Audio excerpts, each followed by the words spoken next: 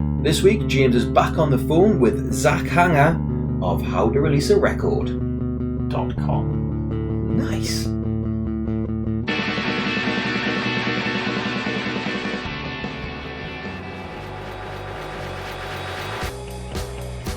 This is Anyone Can Play Guitar, the podcast for musicians and music lovers that takes you behind the scenes of the music industry.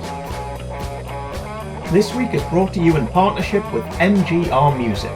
Ever wanted to learn an instrument, hone your skills, or pick up something completely new? You can get so far by yourself, however professional guidance can make all the difference. With a network of tutors right across the UK and rates starting from as little as £15 per hour, visit mgrmusic.com now to get started.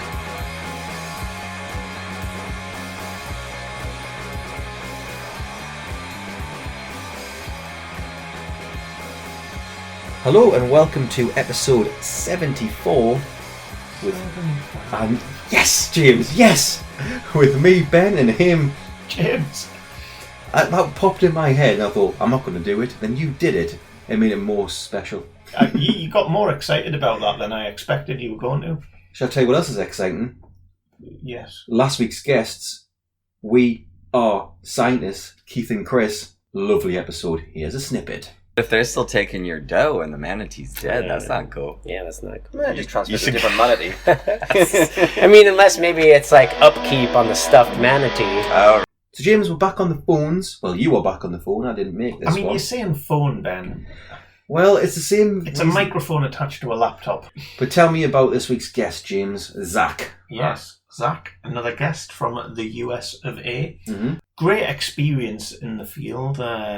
Has enthusiastic again. Well, absolutely, but has experience running a record label, which is pretty useful when it comes to talking about the topic of how to release a record. I mean, it is really. And did fairly well. I mean, he ran it for a number of years, which is no small feat in itself. So fair play to him on that, and put a number of records out. And so he's really well placed to give artists the sort of lowdown on, the sort of things that they can go through. I mean, again, the sort of episode that we did on how to release a record to come out, this just furnishes you with even more detail. Nice use of furnish, James. I thought so. Is that because you've just moved house and you've got a lot of new furnishings? Perhaps. Yeah, that is some kind of psychology there. Yeah. Sorry, I broke your flow. No, it's fine. Well, let's furnish our audience with lots of information. But before we do that, is it straight direct thank you just to Zach? I think you contacted him directly, didn't you? Certainly is. Thank you to Zach, the man himself. Enjoy the show. Remember, a great way to support the show is to go on iTunes or wherever you get your podcasts and give us a rating and a review. It really does make a massive difference for the show. Now, on with the episode.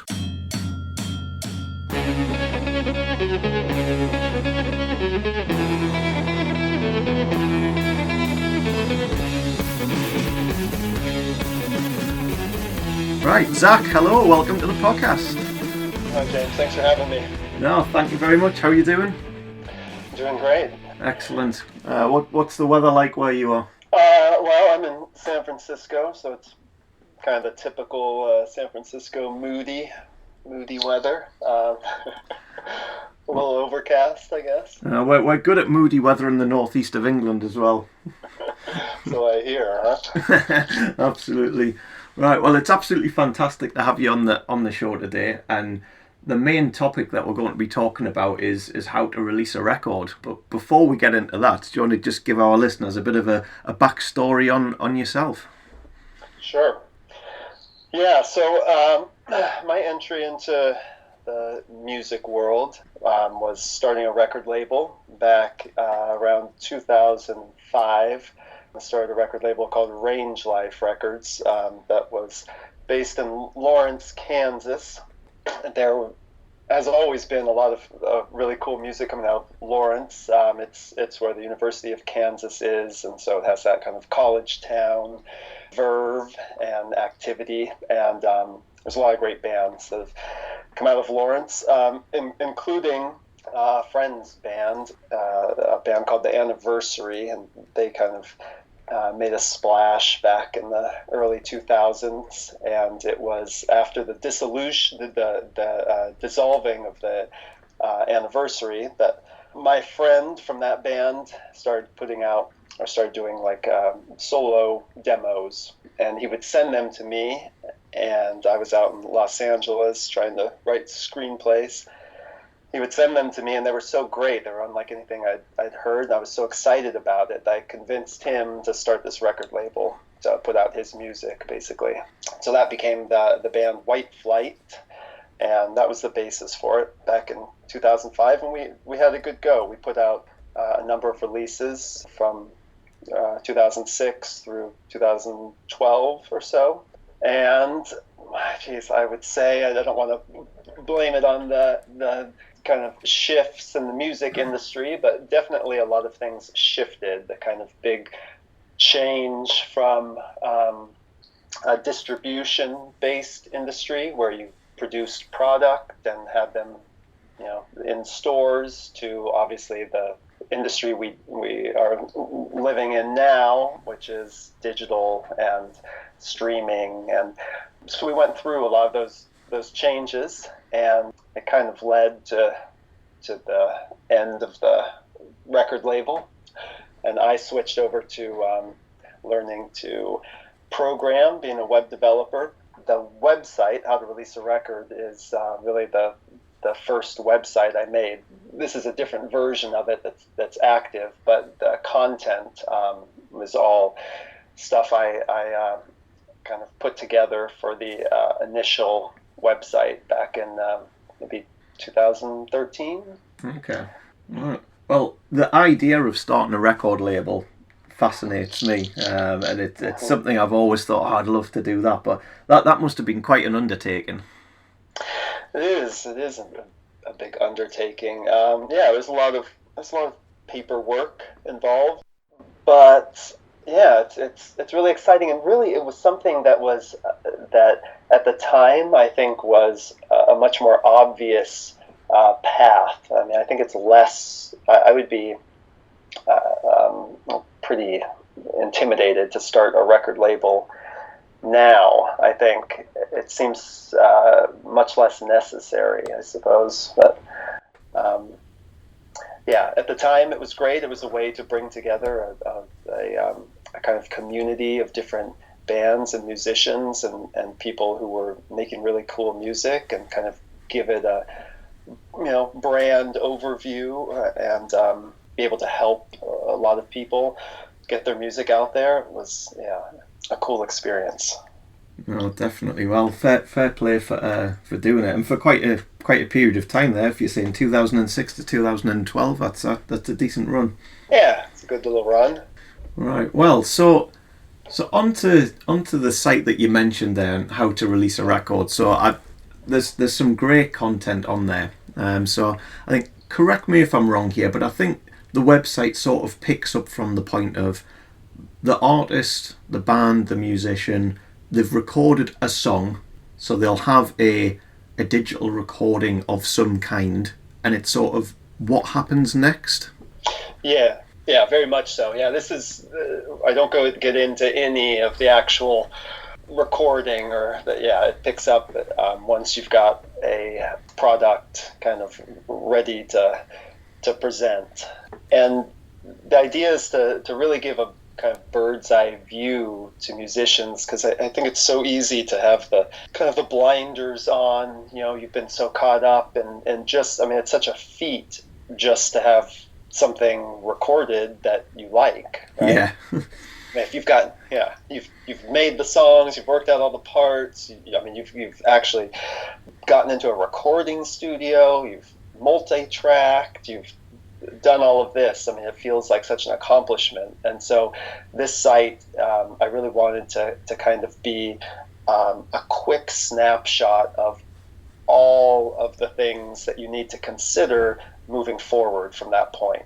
So, I kind of have likened it a little bit to like one of the Choose Your Own Adventure books, And it really is like that. It's like what you choose to do as far as making your music available, and in what formats, and where you want it to be available, and what spin you want to give it, what additional content you want wrapped up in it.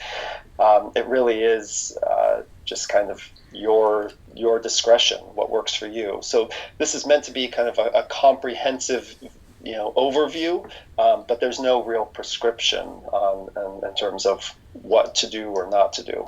Yeah, absolutely, and there is so much to consider. So let's dive into it then. So our artists got their recording. They've done all of that hard work. So with the file, let's get into it. You're starting off by audio file format. So straight away you're talking about WAV files. You're talking about AIFF files.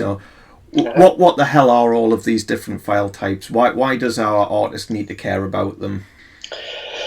Well, you need to care about them because you want the highest quality audio that you can have, and so aesthetically, you want a WAV or AIFF file because there's so much more information in the file that you have a better sounding song.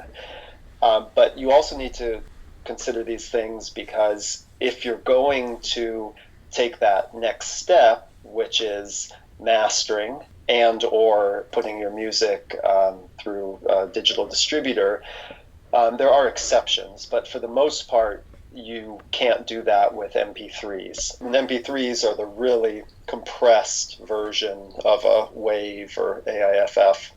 So you lose so much information in the file that you just don't have as rich of a sound and audio experience. And so I think it's good that mastering engineers and the digital distributors will make it really clear what their expectations are for what you can submit, because they want to have the highest quality. They want to provide the highest quality experience they can for the end listener.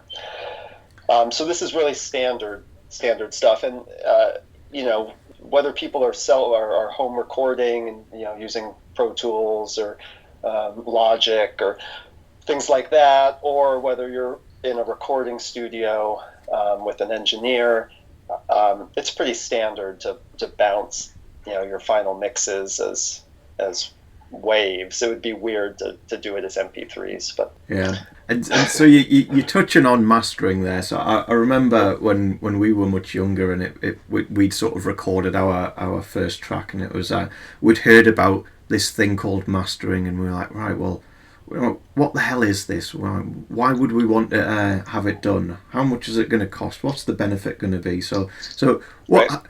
How can we demyst the whole mastering process? What the hell's going on here? Yeah.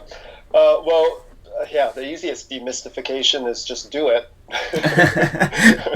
Don't think about it. Click on. There's lots of mastering engineers with different approximate prices listed on the site, and just find one of them and do it. The reason that you do that is because I think mastering, it's just so tried and true that it makes your mixes sound better. And part of that is having the closest thing you can get to kind of an objective ear, a professional objective ear, listening to your song, listening to your mixes, and deciding, they hear so many different things. They deal with all types of music, all genres, etc. And mastering engineers are just so good at knowing what your mix needs to bring it up to snuff. They can also be, I think, proactive, creative. There's a whole kind of history of mastering that is kind of progressive, I guess, that is about adding elements to the mix. And some obvious things are like people love the sound of hearing their mixes through old tube compressors and things. I mean, this kind of equipment that you would never be, you'll never be in the same room as like a Fairchild compressor, right? Mm. Like the Beatles would use. But these mastering engineers, a lot of them, I mean, they're equipment geeks, and I mean, they really have the kind of equipment and the ear to make anything you send them sound better. And so that's the thing. I mean, and that's speaking of it from an aesthetic standpoint. As an an end listener, it's like everyone's masters sound better than their mixes. But there's also a lot of standardization involved, sequencing, fades, just consistency between songs. I think anyone who's done some recording has kind of had that experience. I think is really common. It's like you had what you thought were basically the same settings for all the different tracks, and yet you have one song that just sounds hot, and you have another song that sounds like it just doesn't have any pop, and it's like you can't figure it out. A mastering engineer will help kind of standardize the loudness between the two, and so there's the polish. I mean, there's usually an aesthetic bump, and then there's the kind of polish of consistency. Well worth it, especially once you're in the realm of trying to release a record. There are going to be costs for people who are doing something on a real shoestring budget, or trying to spend absolutely zero. Yeah. I mean, there are ways of doing that, but if you do have at least a limited budget, I think the number one priority is mastering.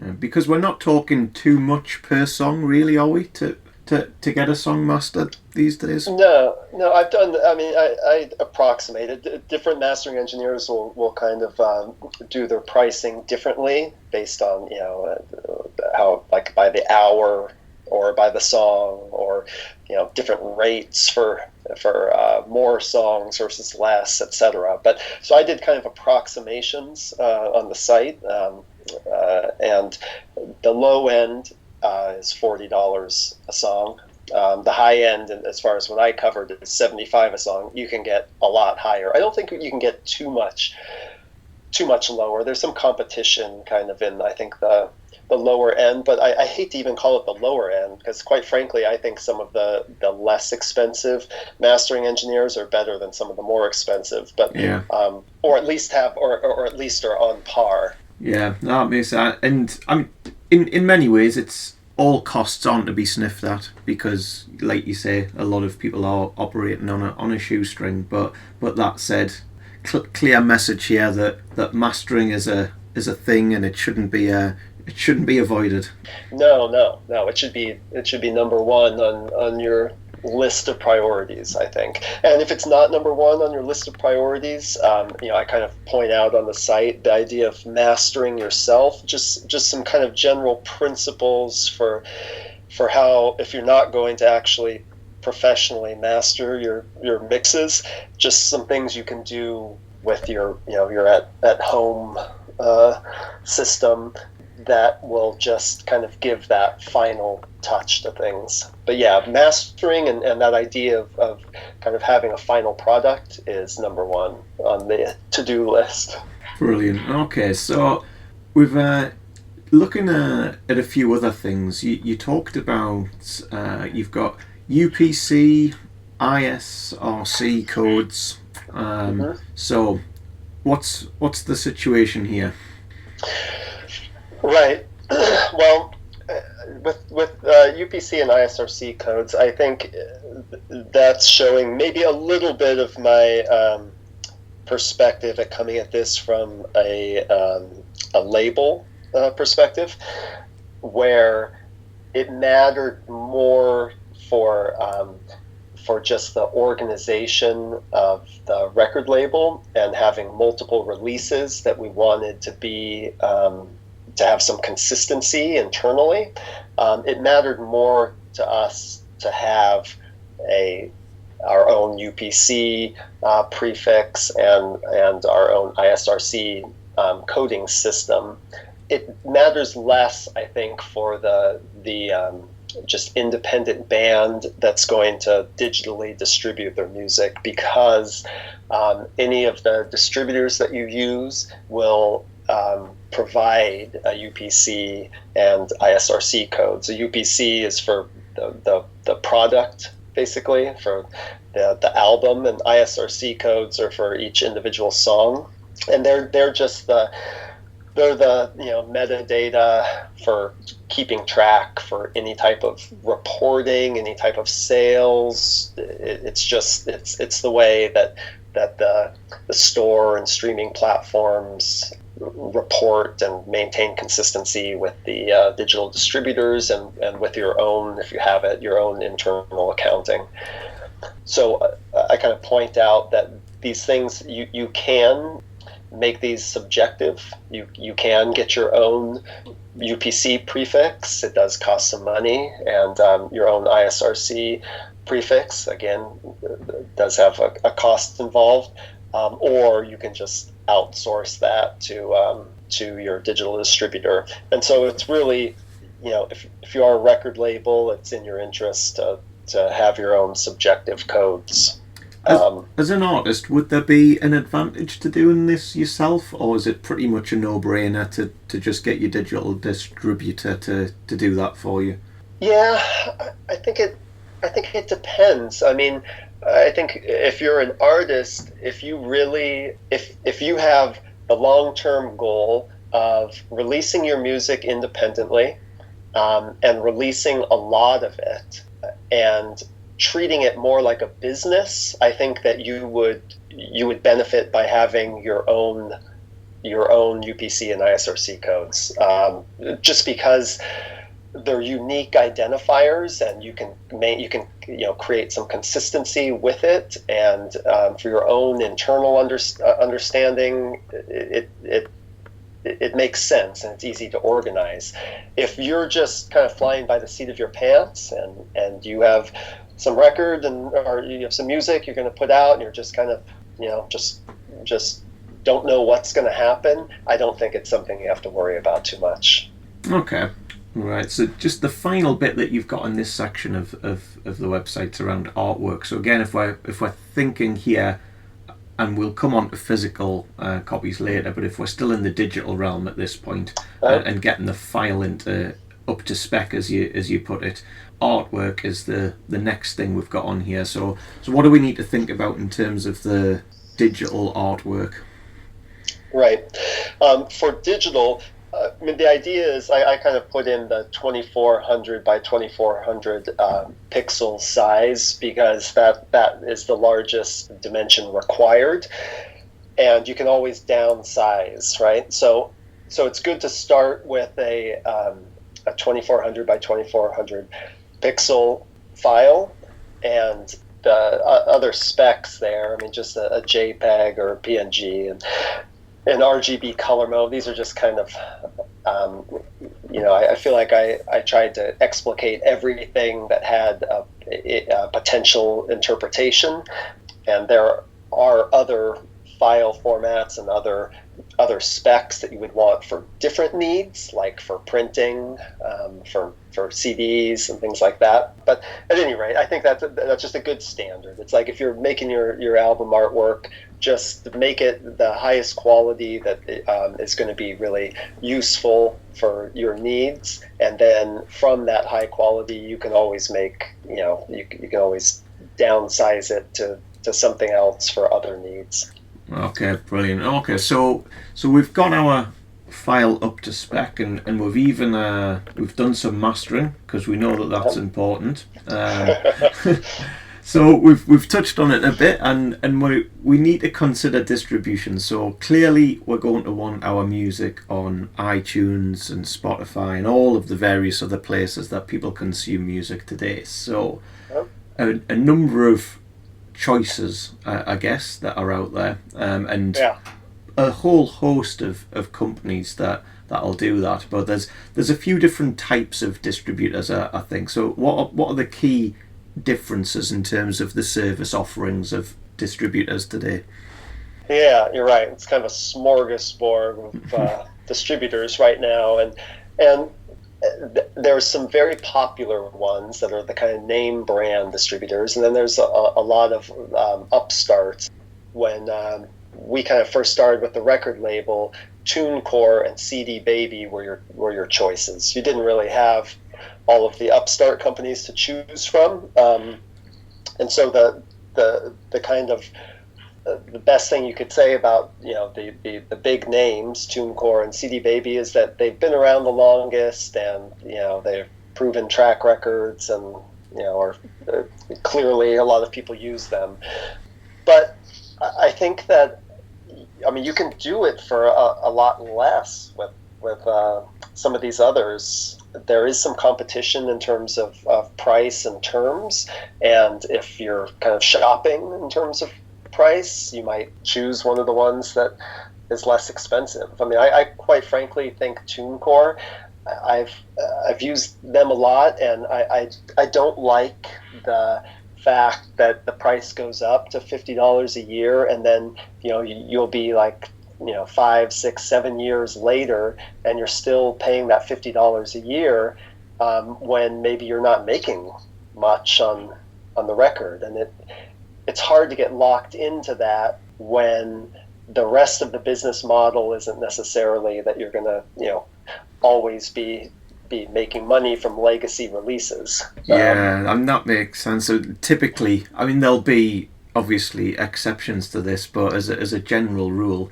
you want your music to be available forever, but typically when you first release it, there's going to be a lot more interest than in many years down the line. So yeah, that concept of having to constantly pay, I'd imagine, will be a challenge for a lot of artists. Right. And so something like TuneCore, they draw you in with the lower price for that first year when you are making the most in return, and then all of a sudden they become the priciest for going forward. And I think they kind of win because of the general frustration with having to go and take your music down and put it up somewhere else. I think people are fairly kind of lazy or laissez-faire about those kinds of things. So they probably have a lot of legacy material that's just racking up $50 a year charges.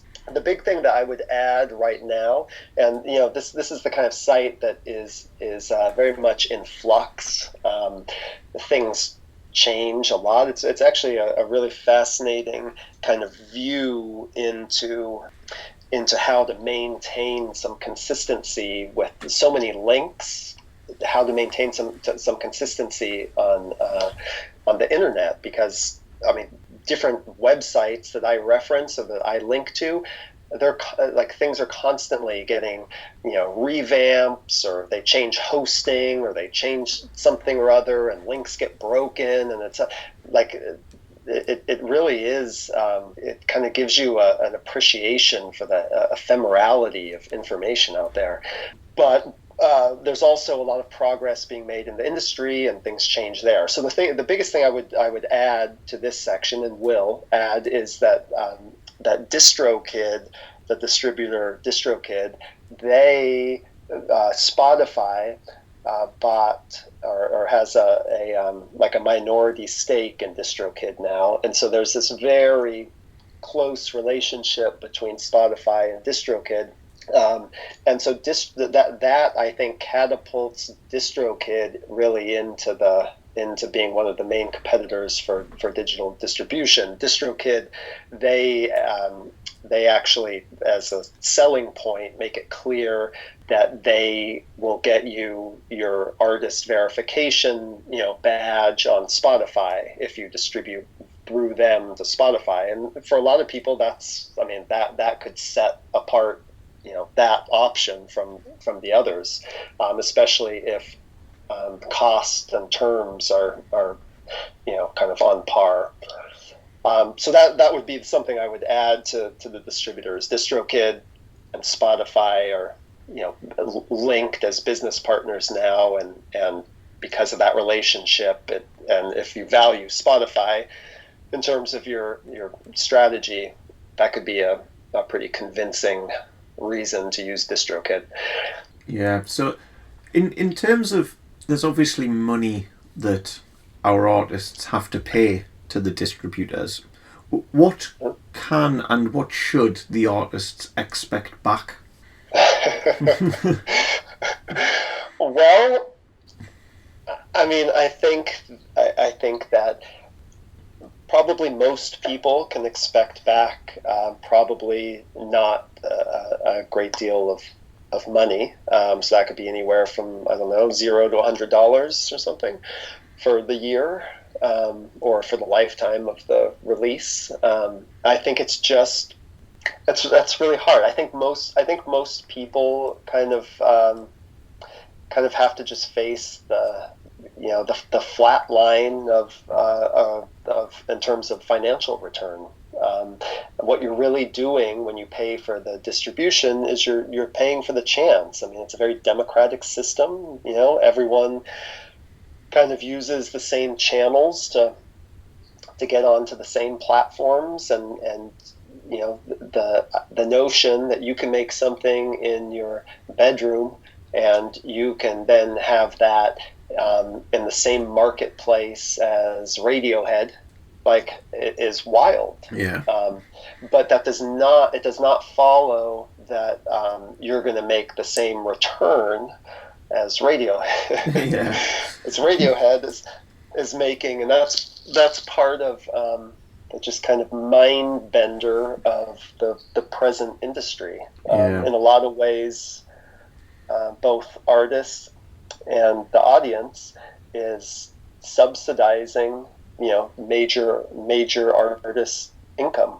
Yeah. And I don't know, it's kind of a whole different conversation about how that could be different, but that's the way it is. Yeah. So in terms of a return, I mean, your goal is to make anything you can back. I mean, streaming returns are typically not a lot of money. At least with actual sales, like through iTunes or Bandcamp. I mean, you're getting at least a chunk of $1 for each song. Yeah, so you don't want to temper expectations too much. It's just kind of the reality of it, and there's so many other factors and gauges to kind of set expectations. Yeah, and I think that's fair to be realistic in this. I think if I was to summarise what you're saying there, the main expectation that an artist should have initially is that a distributor will distribute, and so from the get-go there at least is availability, so the audience Right. previously wouldn't have had access to your music unless, say, Exactly. you'd put it on your website, but then you need to drive traffic to that, etc., etc. But suddenly, by spending a reasonably small amount of money, it's on these big platforms that everyone already goes to listen to music. So the main benefit is that distribution, as opposed to, well, clearly if your music's listened to a lot, then yeah, there could be a decent financial return, maybe. But the main expectation, I think we're saying here, is that the music is distributed and available. Exactly, and you have no chance for your music to be listened to a lot unless you're there, right? So, I mean, you're really kind of buying a lottery ticket with setting up digital distribution. Yeah. Okay, so we've gone through the process and we know how we're going to distribute it. Yeah. Some of the things that I know can be tied to distribution, but equally can be completely separate. So the next chunk of your site, you go into publishing, licensing, copyrights, that sort of thing. So that's a huge topic in of itself. So from a publishing perspective, so what does that actually mean in practice for our artists? Right. Well, I think the most kind of important takeaway from the labyrinth of publishing and licensing, the most important takeaway is that if you've done absolutely nothing except created a song, right, that it all defaults to you.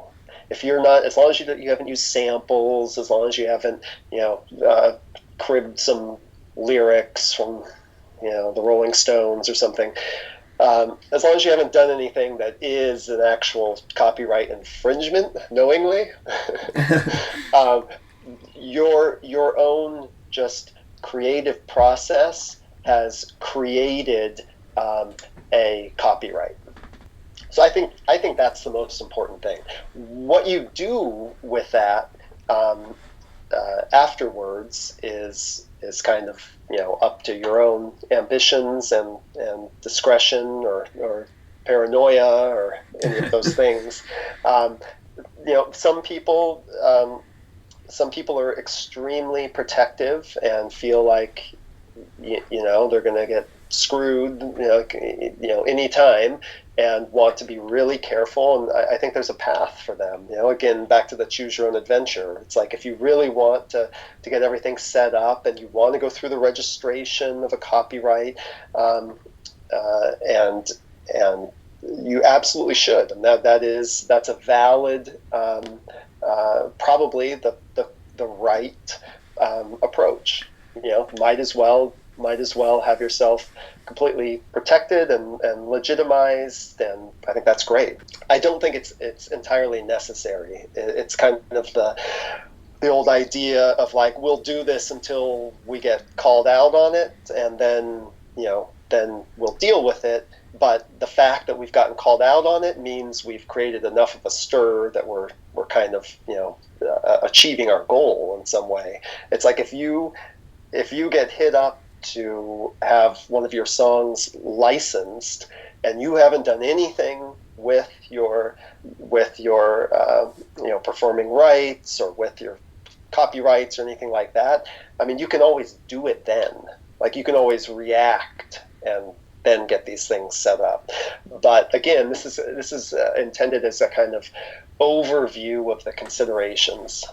So if you want to be proactive, I think that's great. And if you want to be reactive, I think that's totally fine too, because there's a good chance that it'll never kind of come to pass, but it may. It is fairly easy to get set up, especially with performing rights and with Sound Exchange, to get set up to have any royalties collected. There's a simple process to do that, and nominal fees.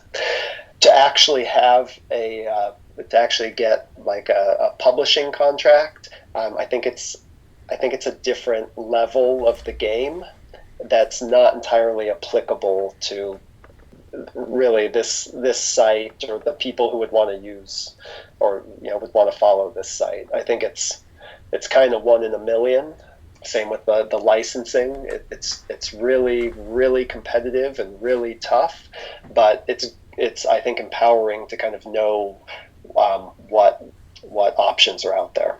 Yeah, no, I like the point there that it's something worth doing, but perhaps in the range of all of these things that we're talking about today, this maybe doesn't need to be your top immediate urgent priority. It can come later. Right. Yeah, like the difference between mastering your mixes versus having all of your copyright set up. I mean, I think they're two different worlds. Like, one seems really practical, and it's going to be what everyone who encounters your music deals with, and the other is kind of like they're announcing the lottery numbers, and it's your number. Yeah. So in terms of some of the licensing deals, from distributors will often offer a service of sorts for this. Is there value in getting a completely separate company if you did want to go down the whole licensing route, or is it easier perhaps to just go through your distributor? What's the pros and cons in terms of selecting who to use for when it comes to things like licensing? Right. And yeah, I would even throw in there this kind of new marketplace. I reference Song Trader in this, but this kind of new marketplace where people can independently compete for licensing opportunities. Yeah, well, so we're talking about one consideration is who gets a cut. Pretty much, anyone that you use will get a cut of any income you make from a licensing fee. If you have an actual agency, they're going to take 50%. Song Trader, this is one of those things that I need to update on the site, but I know they're taking, I think, a 40% fee now. Yeah, so everyone's going to take a cut, and part of the reason they take a cut is because they're advocating for you, and you can kind of gauge who's doing the advocacy that's valuable from the cut that they take. I mean, a licensing agency, if they've agreed to represent any of your music, I mean, they're going to advocate for it and try to get it placed in anything they can, because they stand to gain, just as much as you do if they get a license deal. But TuneCore, CD Baby, these are the options listed on the site that you can do publishing and licensing through. I don't think that their advocacy is nearly as personal or as curated as some of these other things. The benefit, though, is that you can just sign up for it, that you don't need to be like hand selected like you would need to be for a licensing agency. So it's worth doing if you think. I mean, I feel like that comes down to what to being real about what the product you have is. And if you think that it just seems kind of cinematic, or you're honest enough to say that this would be a cool instrumental section, I can just see this being a great background for a car commercial. I mean, hopefully that, unless that's your intention, and that I think is a good point, that you're competing with a lot of people who understand the licensing game, who are super talented musicians and composers, and their whole world is making music that they think they can get licensed. Right. So if you're just kind of by happenstance recognizing that a part of your song seems like it would be really cool in the commercial, you can envision that. You just have to remember you're competing against people who understand it really well and are making things very purposefully for licensing. But giving yourself a shot. I mean, this is kind of what it's all about. It's like, if you have the money to do so, doing publishing or licensing through TuneCore, CD Baby, if they're also your distributor, gives you a shot. At least you're in the mix, and you can see how it goes. Again, the kind of new player in the marketplace, not the new player, the new marketplace, because Song Trader is not the only name in this new marketplace, but this idea of this kind of platform where independent musicians can submit their music, and people who are doing the licensing for commercials or television or advertisers or whatever, they can come to these platforms and search through and find things that they think might work, and there's the potential of getting a license out of this. And that middleman, in this example, Song Trader, they'll take a cut because they're the platform, and they're kind of the middleman between the people who want to license it and the artists who are submitting their music. I think that's really interesting. I haven't had the chance to really to try that with real purpose, because I know with Song Trader there's like a whole world of like credits, and you can kind of submit to get yourself to the top of the considerations and things like that. I mean, everything's a racket, and this, I think, is no exception.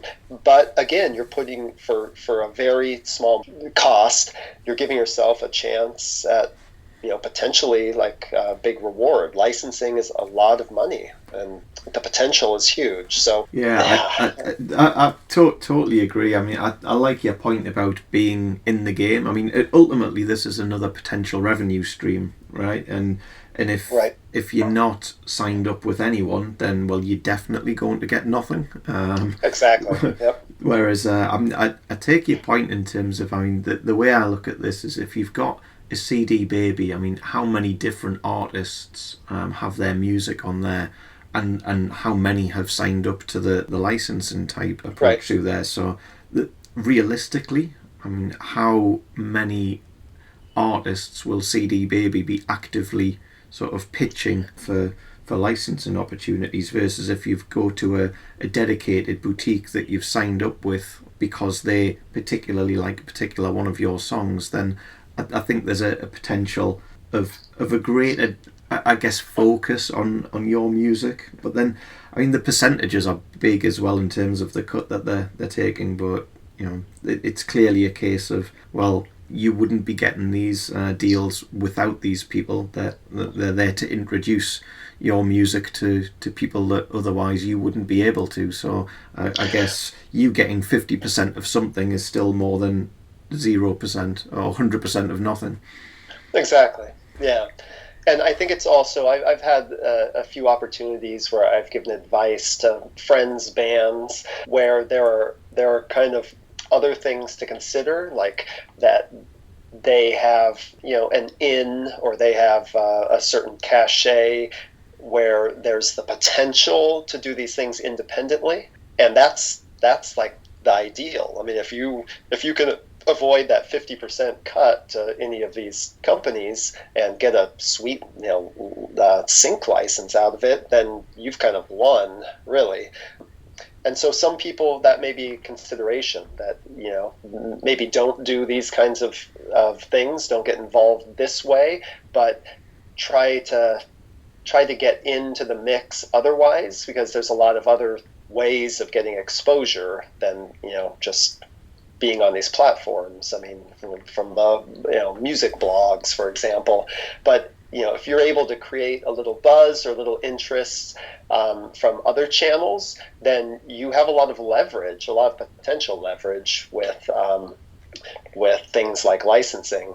Of course, that's the more buzz that you get, the more interest there's going to be from the licensing agencies who think that they may be able to monetize the buzz, and then, you know, then you have to make that decision whether you know, take the increased opportunities and give them the cut, or stay true.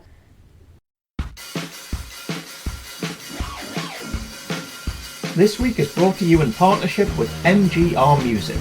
Ever wanted to learn an instrument, hone your skills, or pick up something completely new? You can get so far by yourself, however professional guidance can make all the difference.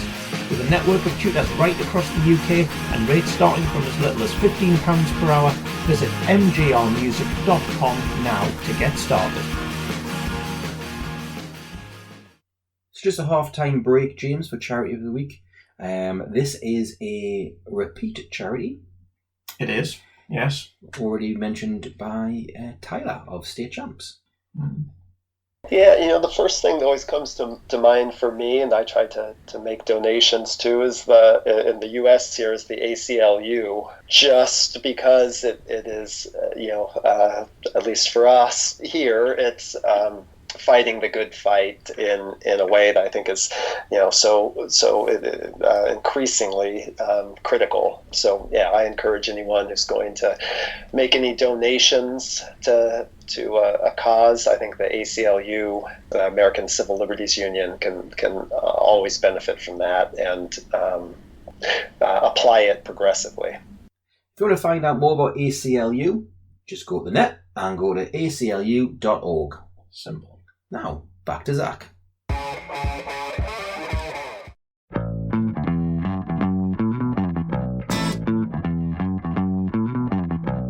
Right, okay, so we've gone through quite a bit there so far, Zach. So the next thing I wanted to cover on, we've focused on digital so far, but CDs, vinyl are still popular, and to my amazement, which I've just not seen recently, cassettes as well.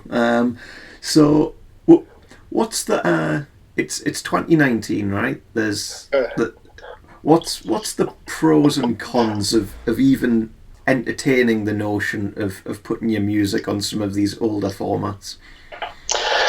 Right. Well, yeah, they're all kind of different. I think with CDs, I mean, the music industry was flying high when it was the CD industry, because CDs were so cheap to make in bulk, and you could charge, I don't know if you recall, I do, going to the store and there being CDs that were like $16.99 or something. I mean, ridiculous amounts, and for that $16.99 CD in the late '90s or something, the cost for the cost for manufacturing was probably, I would be surprised if it was 10 cents. So the music industry was what really had a model that was doing extremely well. And of course, Napster came along and iTunes and shattered the whole thing. But for CDs, I think that if you do have any kind of marketplace for CDs for your band, I think that, the going on tour and having CDs available for your merch table, it seems like the place where CDs are probably still viable. I mean, I haven't seen it too much recently, so maybe CDs are truly done. The shame of that is that there's such a great return that you can get. You can make a lot of them, and if you sell through all of them, you can make a lot of money. So I think that's in this choose your own adventure of putting your music out. That's really, you have to just be honest about what the chances are for selling them. And I think it's absolutely most relevant for touring musicians, and they would have to have their own feel for whether there was any demand for CDs. There clearly is a lot more demand for vinyl.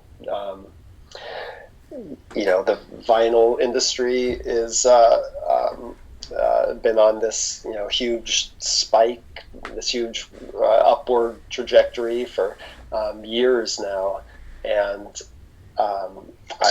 I'm thrilled about it. I think vinyl is such a great medium for music. The analog sound wave. I mean, I really love vinyl. The difference between the logistics of making CDs and making vinyl is that vinyl costs so much more up front.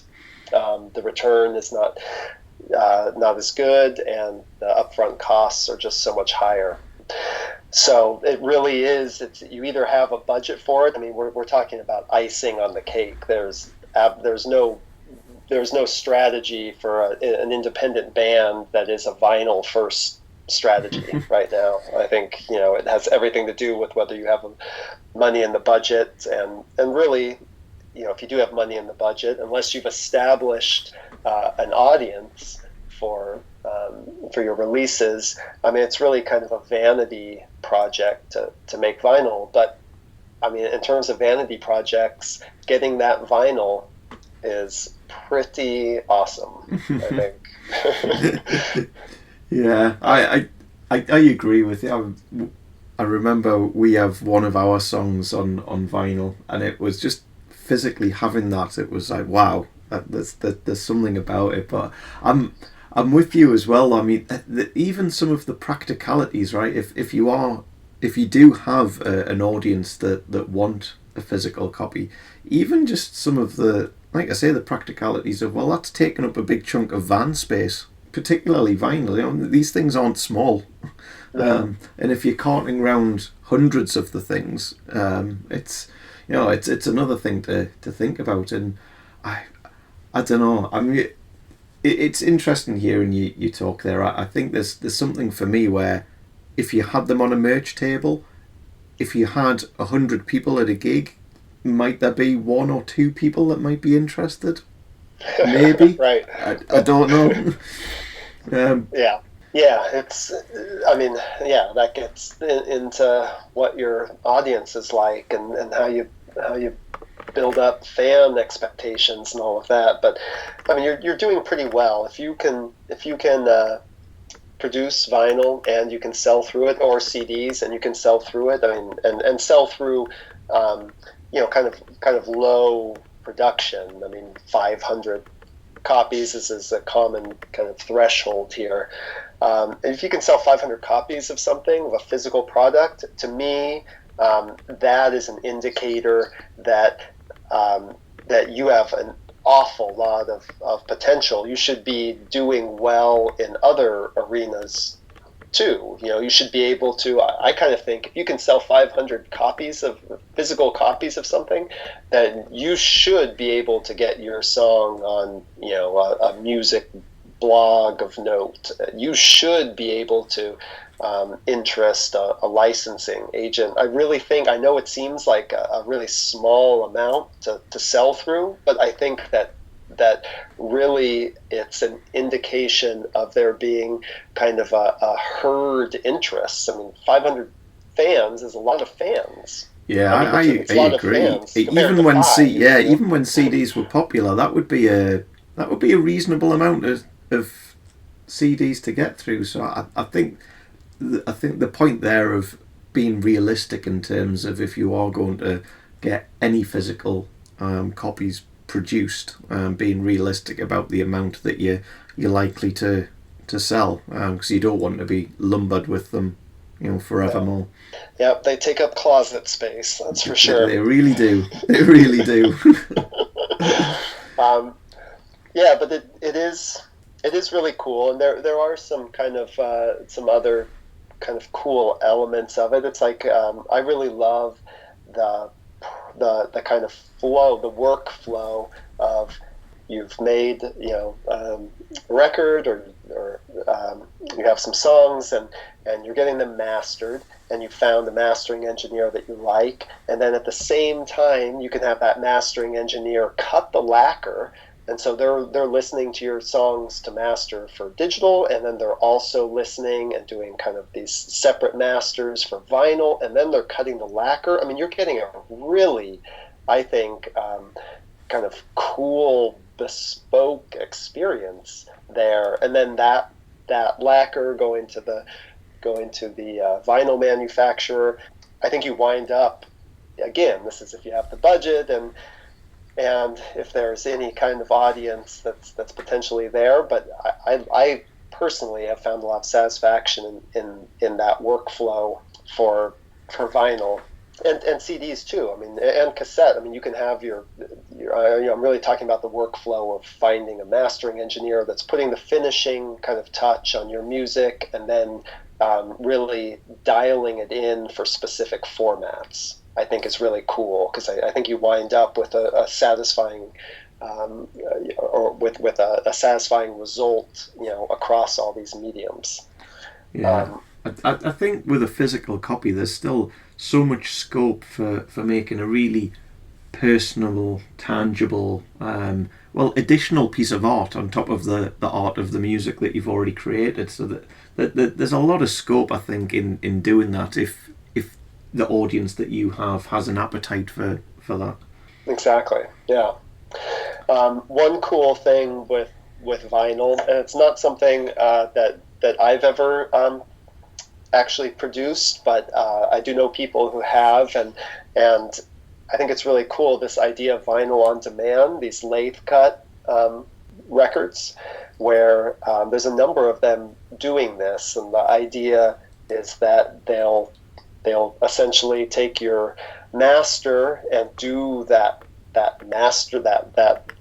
initial lathe cut, but do it one by one. And you can, thresholds for doing them are super low. You can get one copy of vinyl made, right? Or you can get, whatever, low production made. It does create the situation where each one is unique.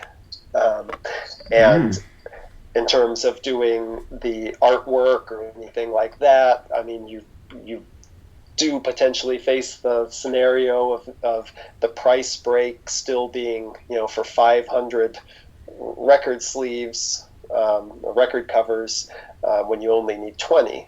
Yeah. But that is pretty cool. It's like if you if your dream is to have your music on vinyl, being able to make just one record or just super low production, I think is an amazing service. I would love to actually go through that process. Yeah, no, I agree. I think that would be pretty cool.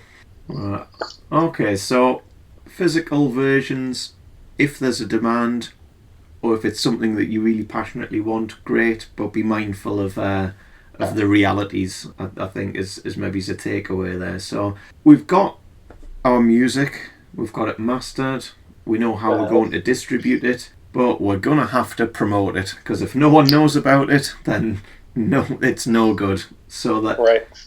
massive amount of stuff here. So right, where do we start, Zach, on promoting our music? What's the first step here?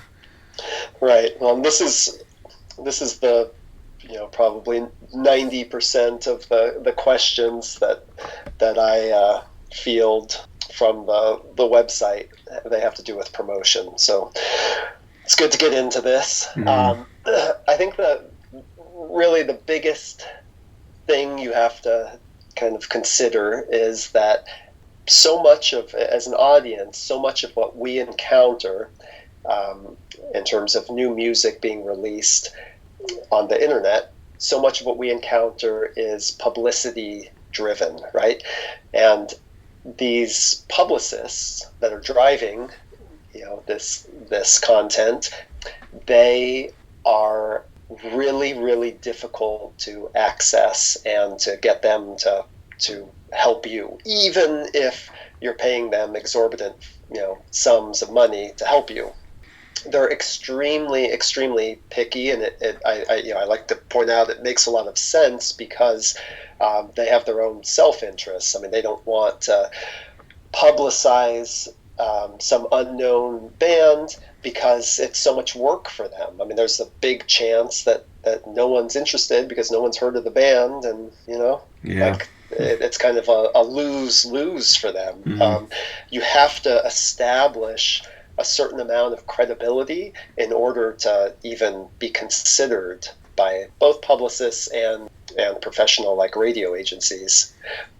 So I think that's the most important thing, that if you are an unknown band and you have some music that no one's really heard, that it's a real uphill battle to try to outsource the work of promoting your music to professionals, because professionals are going to be wary of the fact that you're untested. Yeah, I think that's a very relevant point. In season 1 of our podcast, we spoke about the need to have built up a bit of a buzz in general first. So whether that's on your local scene or whether it's through smaller blogs or music sites, if there's not something to go with, it's going to be very hard to get like you said, a publicist interested. So, if you're just sort of think, right, I want to release my first debut album, but you've not actually already built up at least a level of interest, then that's going to be a tricky thing. Right. Yeah. But then on the kind of upside here is that the service that publicists and radio agents provide is not alchemy or voodoo or some secret sauce. I mean, they really just kind of go through a pretty like standard process. The one thing that they bring to it is the being in the club and the cachet of knowing people, but if you take that kind of social analogy, it's like, just because someone knows everyone, you can show up and always introduce yourself and make connections. Like you can start at nothing and just kind of adapt and find a place to fit in. So I like that kind of frame for how you start to do your own promotion. And so, a lot of this is a lot of the content in the promo part of the site here is the DIY promotion. So I break that down into just how to get organized, how to kind of create a schedule for yourself, having a release date. I mean, you can make it out of thin air. You close your eyes and select a date on the calendar. It doesn't really matter. People can do this, super quick turnaround, or it was always a kind of industry standard to do a longer rollout. 3 months was, at least in the indie music world, pretty standard. But I feel like that isn't as important to stick to these days, but it probably is wise to give yourself more time than you think you need. Yeah. Things will probably go wrong at some point. There'll be bumps in the road. Exactly. Things go wrong, or exactly. Something that you thought was a given turns out to, take weeks, and it's right. Give yourself more time. I think it's a good general strategy. But so it breaks down kind of what you would need for an EPK or electronic press kit, and these things are not all required or anything like that. This is just kind of to help organize your assets and things you might need. From the artwork and your bio, I think that I always get a kick out of pointing this out, but I point this out in the bio part of the electronic press kit section, where it just says, here's a secret: whatever you write in your bio and or press release will be used, oftentimes verbatim, in any review or publicity you receive. I feel like that's a hard lesson when you first learn it. It's like, wait a second, I'm stoked to have the publicity, but they just took exactly what we sent them and then put it up as like the content.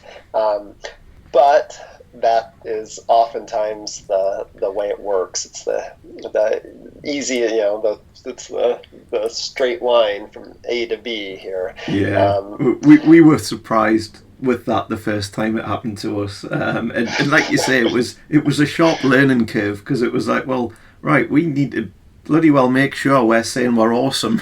Right, yeah. if they are just going to literally copy and paste this. Yeah. Exactly. You might as well write it as though you were your own publicist, and that's the right approach to take. If you're doing this yourself, you really want to think in terms of, well, sure, you're the artist and it's talking about you, but how would you frame this to make it interesting to other people? And it's a skill. I know, I get via the record label, I get submissions for things a lot or often enough, and sometimes you just want to reach out, if you could, and take people by the collar and say, are you kidding me? Come on. Like, give me something to get excited about, to click the link for your demo. So it's good, to think like a publicist. It's good. I try to put some encouragement in there, but when in doubt, I think a good idea is to have someone in your social network, someone that you trust, someone that likes your band, just even if they don't actually write the press release, to have them give you some notes, what they would say about your band or your music as a fan. I think that can be really helpful, and then you can use parts of that in terms of how you present things. We say this a lot on the show, that as a musician, likelihood is you're very good at making music, but typically there'll be some things in the business side that you'll be good at, and there'll be other things you're absolutely awful at. And if really selling yourself and writing concise sort of reviews, articles, press type statements, all the rest of it isn't your bag, then you don't want to fall down and have awesome music, but just because you're not good at that component part, that the whole thing unravels. So I think your point of getting, whether it's some outside help or review or whatever, I think that's a great point. Yeah, writing a song and writing a press release are two different animals. Yeah. So anyway, once you've kind of got the basic assets that you'll need, we're going to kind of skip I think salient point of publicists and radio agents are picky, and you can always send things to them, but chances are you're going to get rejected. It's fine to send them your stuff, though, but just be prepared. So we're going to kind of skip over that. So doing it yourself, this really is, I think, probably the number one question that I've gotten from the site, which is, what is a press release strategy? When do I send? I've done my research. I've put together my list of outlets, from Rolling Stone to Stereo Gum, that I want to send things to, and I'm all ready. Now, when do I send it, and how often do I send, and whatnot? So I broke this down into 3 emails, and I wound up calling them the announcement, which is 4 to 6 weeks before your release date, and then the friendly reminder, which is when you're kind of closing in on your release date, and then a follow-up.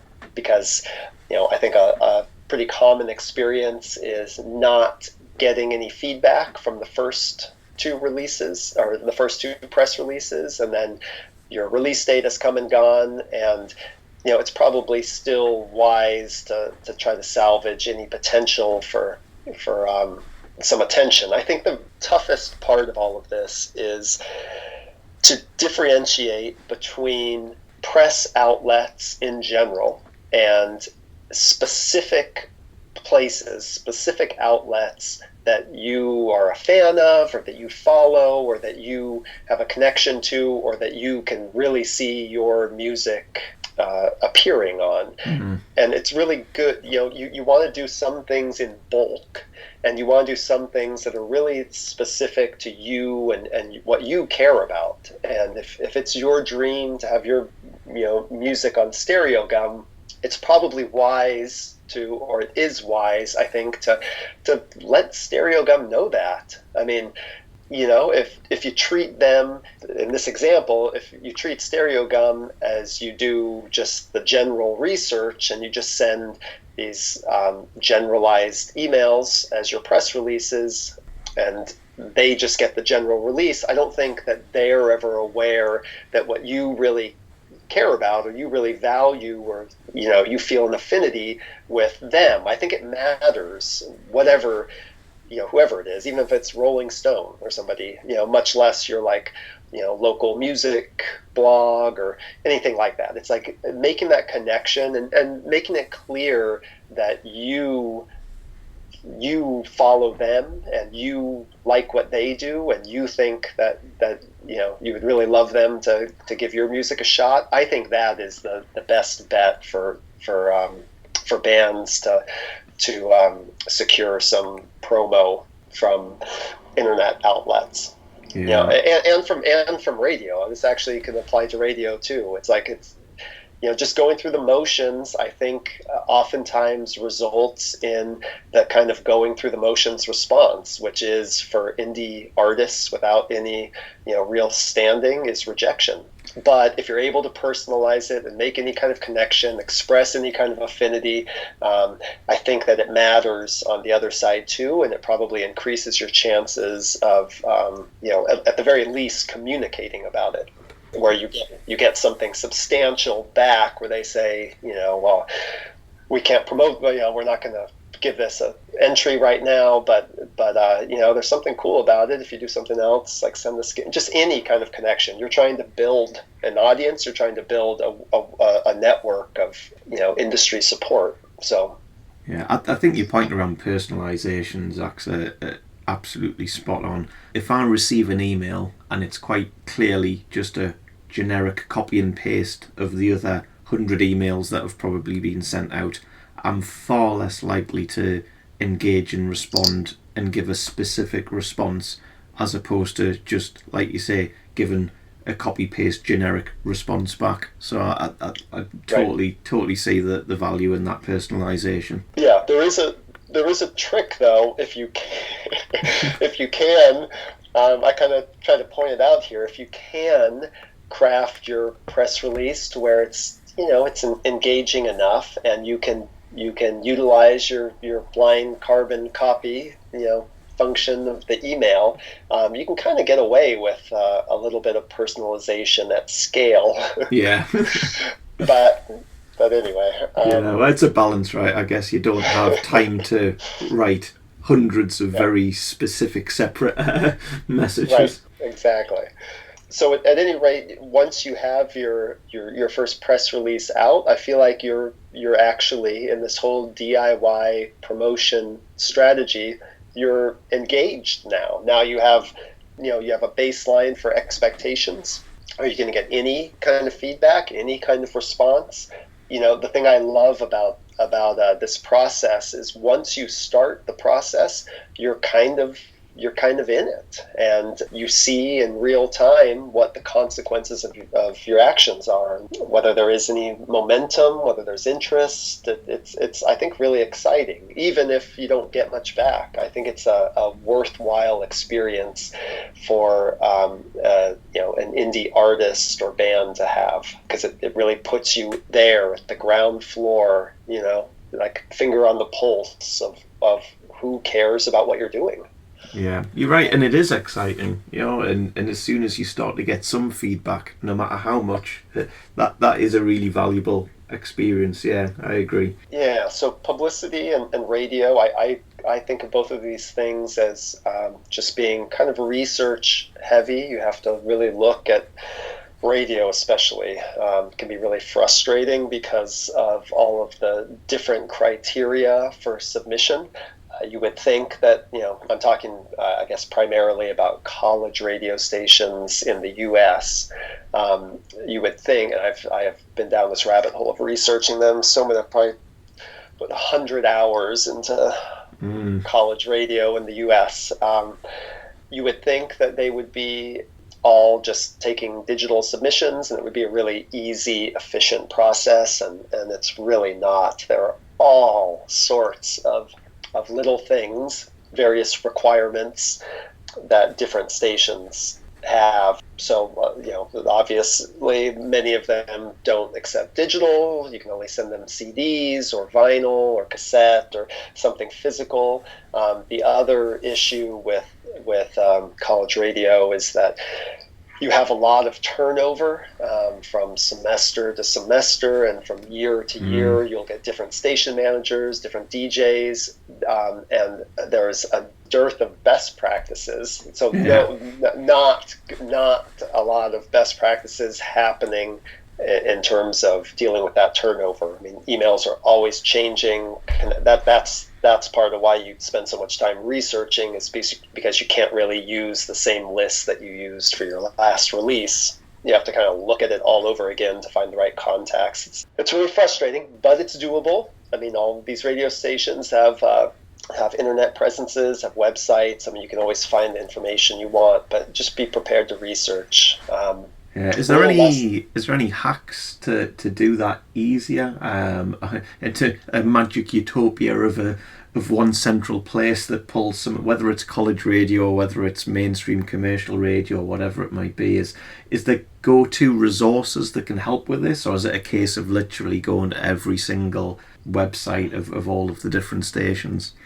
Right. Well, what I've found is, and my focus has been college radio, and what I've found is that it changes so much that it's not even, you should anticipate a change and always do the research every time. I mean, it just otherwise you're going to get a ton of you're going to send your release out, and you're going to get all sorts of error messages and emails that can't be delivered. I mean, it's either proactively go and do the research, or you wind up reactively doing it. Right. As far as a general resource, I think Wikipedia has a good kind of list of all the different U.S. college radio stations. Actually, they have a good list of radio stations in general. At the very least, what's out there, and then can do your research. But just like with publicity, radio, if you can personalize it, that really helps. And there's no better place to personalize than with your local station or your regional stations, because you can. You have a little bit of extra interest being local, and And it really takes doing due diligence and calling the station and checking in with the station manager to make sure that they've received it and whether they've had time to consider it, and if they play it and you're aware, like being able to call and say, thanks, you appreciate it. I mean, I think this is really like a relationship building. Radio in particular seems relationship heavy, even though there's a lot of turnover. I think there's a bit. I mean, instantly I'm thinking there's a massive chunk of time here, and obviously everyone will have to balance, the time versus reward and how much to spend on this versus all of the other things. But yeah, there's definitely, when we're talking about a plan and setting your release date so many months in advance and giving yourself enough time, well, clearly there's a chunk of time just on all of this.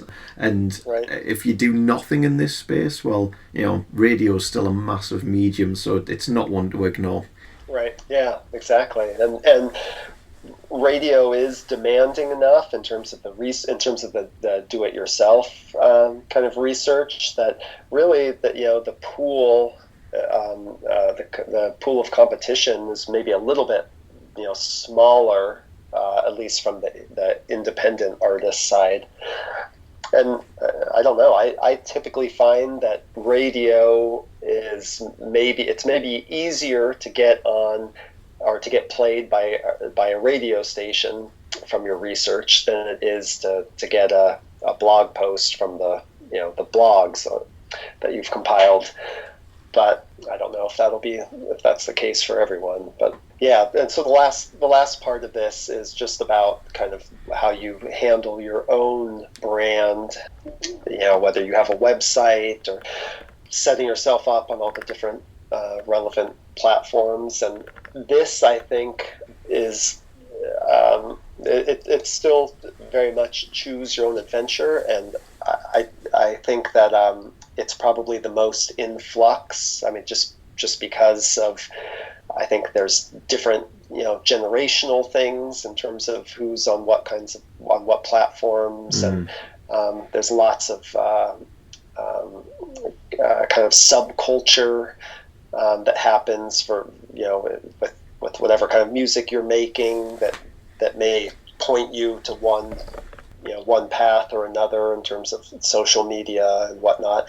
But at the very least, I think even more important than having your own website or anything like that, I think having the basic platform presence on SoundCloud, Bandcamp, and YouTube. It's like if you're on those things, and even SoundCloud, I feel like I would almost put Bandcamp. I'd almost say Bandcamp, YouTube, SoundCloud at this point.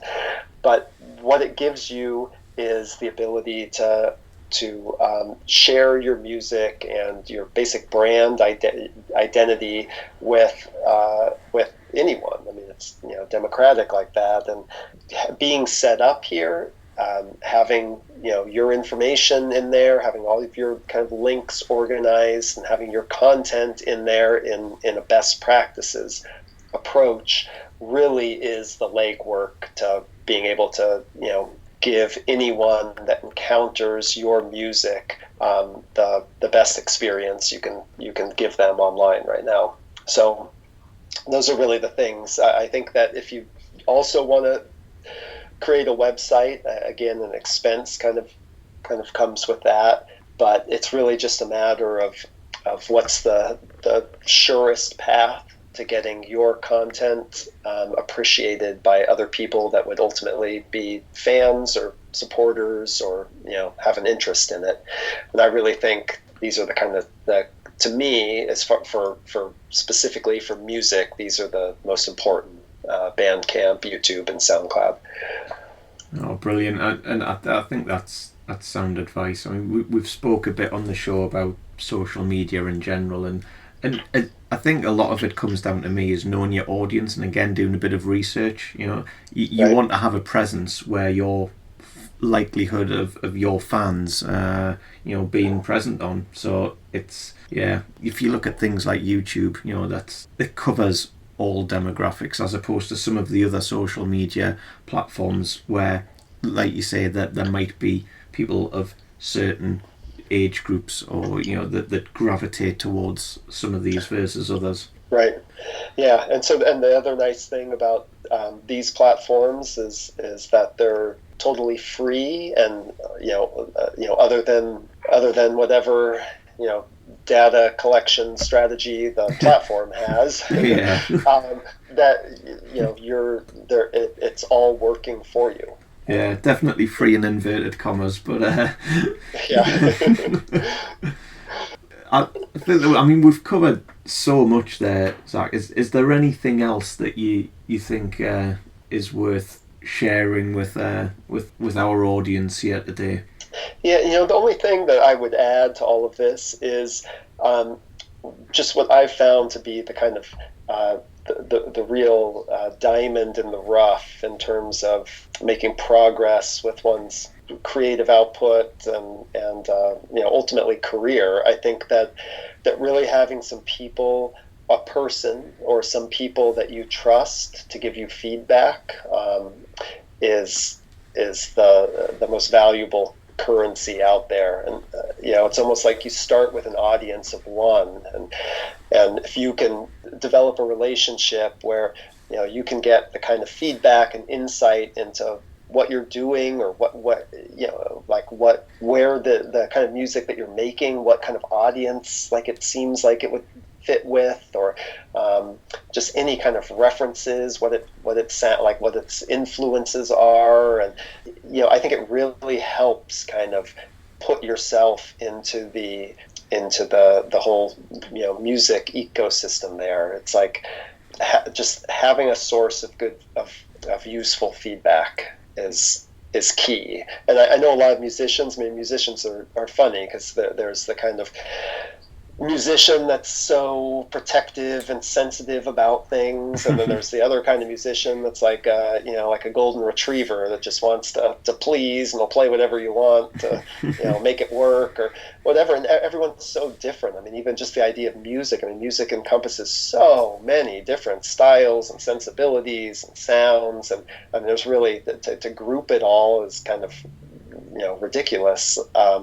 That just have whatever you can do to get a better understanding, or to dial in that understanding of kind of where you fit in, and what impression you create, for other people, and how they understand your music and where you fit in. I think those things can be really constructive. I mean, as long as you're not as long as it's not combative, and well, you think I sound like this, get out of here, or whatever.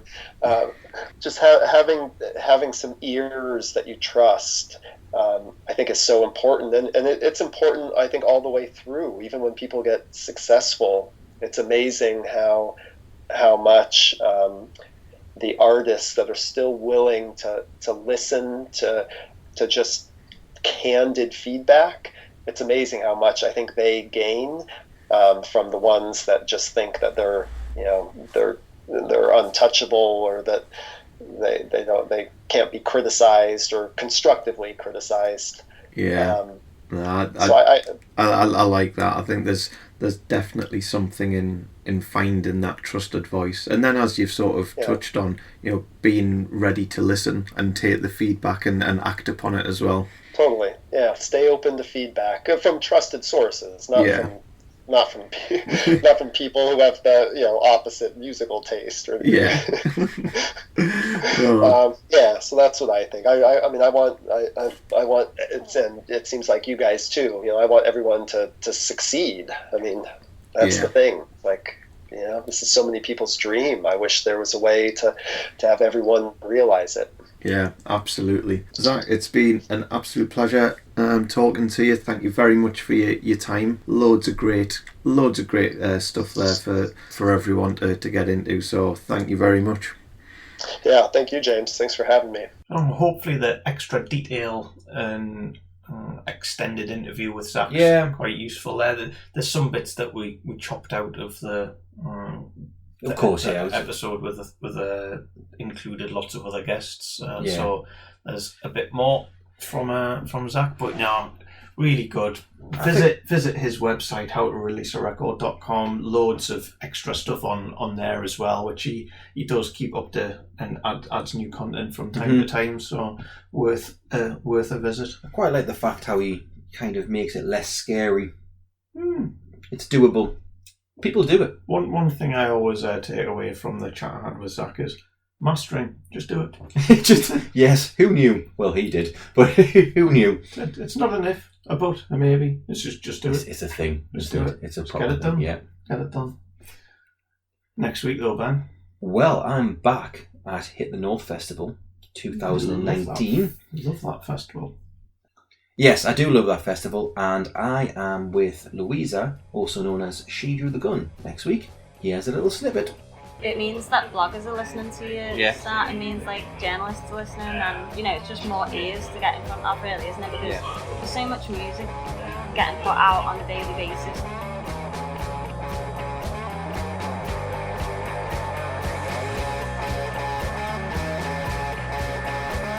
All of the show notes for today's episode can be found at acpgmusic.com, along with our back catalogue of episodes.